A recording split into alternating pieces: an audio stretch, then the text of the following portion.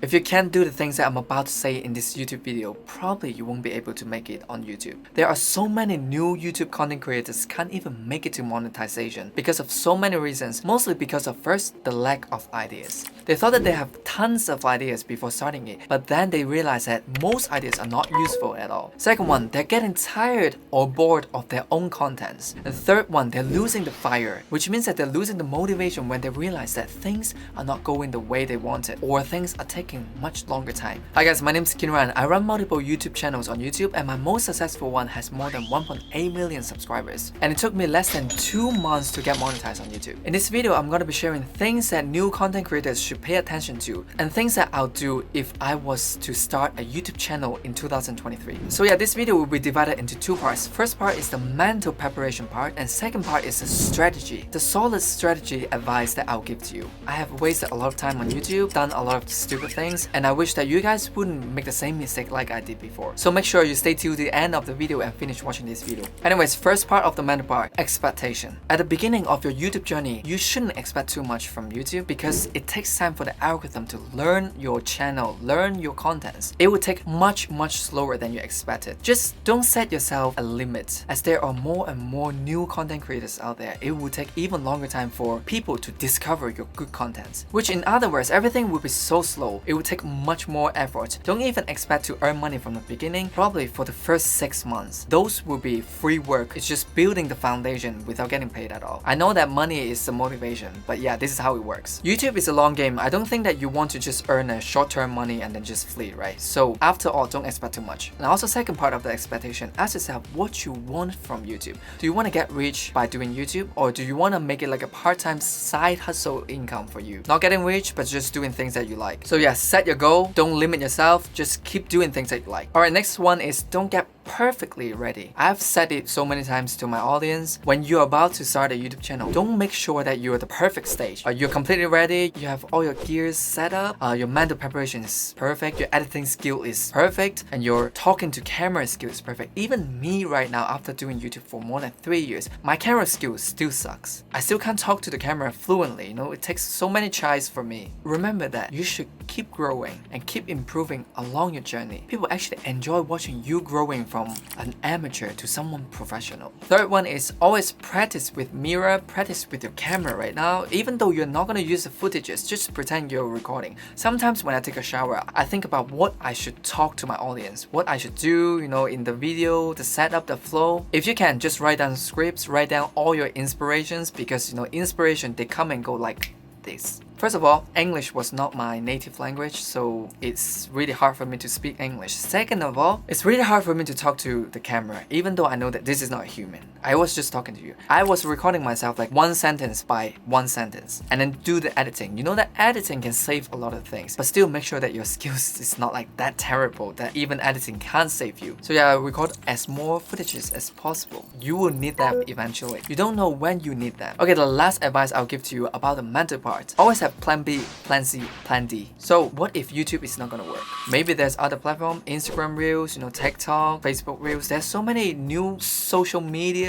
platforms, or other ways to earn money by doing content creating as well. That's not only YouTube in this world. Or let's say like, oh, your niche is not working. You want to do like K-pop, but this niche is not working. You want to do makeup, it's not working. You want to do vlog, it's not working. What are the other varieties that you can do? Okay, you do singing right now, but maybe you like vlogging as well. So if singing doesn't work, you can go vlogging. Always have plan B, plan C. And in my case, I actually did not expect that my YouTube wouldn't work, because I always believe that good contents will always blow up. You will always get discovered if you make good contents, entertaining contents. What I mean good doesn't mean like production level should be good. Just be yourself, entertain people in your way. Okay, let's move on to the solid strategy part. Actually, this advice was given to me by my brother. He started a YouTube channel much earlier than me, and he went viral much earlier than me as well. He's doing so well on YouTube. Have 15 to 20 ideas before starting YouTube. You may think that I am so creative. I have a lot of ideas in my brain right now. I'm gonna just keep on doing them, keep on filming, and then ideas will just pop up. Let me tell you, the fact is, no. You have to write them down and then cancel some useless parts. Not all ideas are going to be useful. Or not all, okay, let's put it that way. Not all ideas will be practical. For example, you may have an idea like poor versus rich, right? Like $10,000 car versus $1 million car, you know, but can you get the $1 million car? It's just an example. When you start filming, you realize that actually your imagination is not necessarily just like the reality. I expected myself to be acting so well when I was filming, but then I realized that my acting is so cringe. So always write down 15 to 20 ideas in your niche. If you're gonna do beauty, all the ideas should be about beauty, you know, skincare, how to get rid of pimples, stuff like that. Don't do something like singing a cover and suddenly go back to skincare. You will understand me if you do that. You won't even get any views because your audience probably like you because of your beauty vlog or beauty advice. But then when you are singing, even though you're a good singer, according to the algorithm, it may take much longer for you to get views for that specific type of videos. Also, it will come to the next part, niche down. Niche down, my guys. Don't go too broad. A lot of you guys may think like, oh, I need 15 ideas, 20 ideas. I need a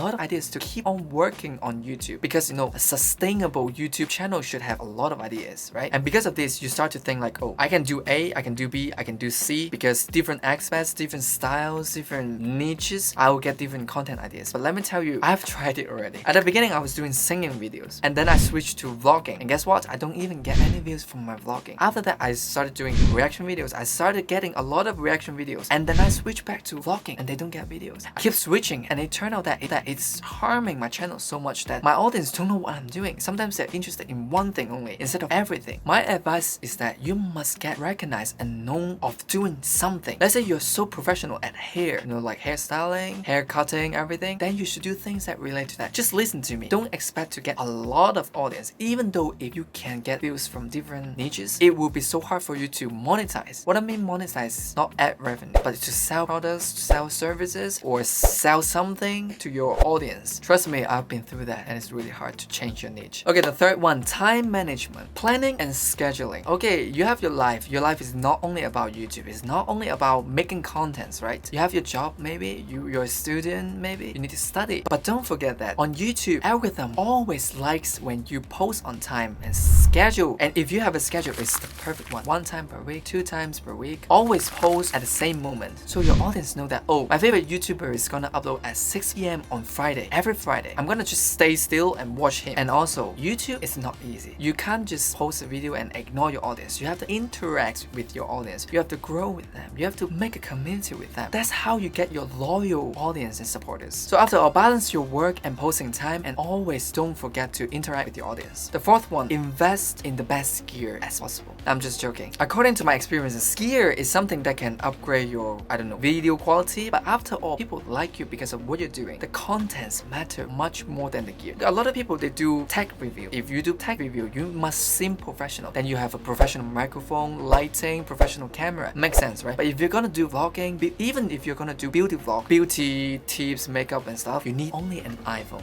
An iPhone is more than enough for everything. And what about the light? Oh, you say like, oh, I don't have a professional light. Can I use, you know, the window light? Let me tell you, the best light that I've tried is sunlight. But yeah, you know, sunlight is kind of unstable. Sometimes it's cloudy, sometimes it's just not reliable. And also the background. Take a look. I'm back to visiting my family. That's why my background is different from previously. Background does not matter that much. Okay, make sure that it's clean. It's not that messy like mine. That's enough. You don't have to put a lot of stuff, you know, all this RGB light to make your background like lit. Invest in the gear only after starting to earn money. You are not sure that if you even earn money on YouTube or not. Why do you waste so much money to buy a camera that you will only use for YouTube videos, right? Okay, last tip that I'm gonna give to you, which I think a lot of people tend to forget it. Plan about the monetization. What I mean monetization is not the ad revenue.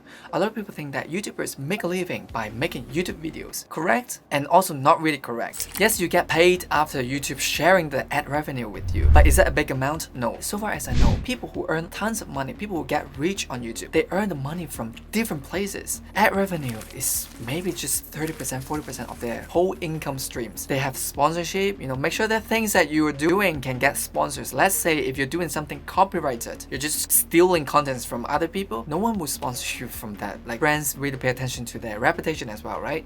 And if you do beauty things, maybe you only get like 3,000, 4,000 views, but you can still get monetized, get sponsors very well. Why? Because it's quite a niche down market. You can also think about selling something or like helping your audience in different ways. For example, if you're giving financial advice, you can sell some courses, sell some, knowledge that you already know, sell some services to your audience.